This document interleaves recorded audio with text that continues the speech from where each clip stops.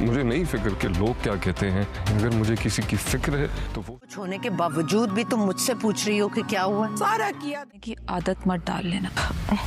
अगर कल ये सब ना होता ना तो इतना बड़ा हंगामा खुद मजलूम बच जाएगी। अम्मी,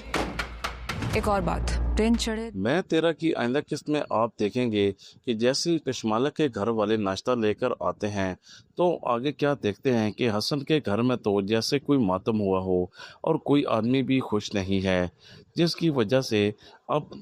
कशमाला की माँ से बर्दाश्त नहीं होता और वो पूछ लेती है कि हाय आखिर ऐसा क्या मामला हुआ है कि आप लोगों के मुंह बने हुए हैं। जिस पर अब हसन की माँ ये खामोशी तोड़ती है और कहती है कि जो कुछ कल हुआ वो तुम्हें याद नहीं है, हमारी कितनी बेइज्जती हो चुकी है और हम तो तुम्हें साफ अल्फाज में भी कह चुके थे कि हमें कुछ नहीं चाहिए, उसके बावजूद इसमें हमारा क्या कसूर था कि हमारी इतनी बेइज्जती हो गई। जिस पर आगे से अब कशमाला की माँ भी आड़े हाथों लेती है और कहती है कि जो कुछ भी हुआ है ये मेरों के ससुराल वालों ने किया है और तुम्हारी बहन ने किया है, और जो कुछ भी हुआ है ये फराज ने किया है, इसमें हमारा तो कोई भी कसूर नहीं है।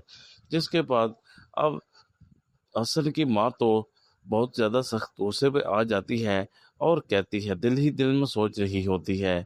कि मैं इसकी बेटी से सारे बदले लूँगी। जिस पर वो अब अपनी बेटी ताबी से कहती है कि आइंदा तुम ध्यान रखो और कशमाला को हर बात याद कराओ, कहीं ऐसा ना हो कि वो हमारे सर पर चढ़कर नाचने लगे। जिस पर अब ताबी कहती है कशमाला से कि तुम्हें टाइम पे जागना है और टाइम पे सोना है, ये वक्त तुम नहीं सो सकती। जिसके बाद कशमाला वैसे ही करने लगती है और हसन ये सब बातें देख रहा होता है, लेकिन हसन भी उसे वक्ती तौर पर यही सब जाकर कह रहा होता है कि तुम्हें मेरी माँ और बहनों की इज्जत करनी है, क्योंकि वो तो पराए घर की हैं और चली जाएंगी। अब देखने वाली बात यह होगी आइंदा साथ में कि कशमाला का सब्र कहाँ जवाब देता है। रिव्यू अच्छे लगे तो लाइक कर दीजिए।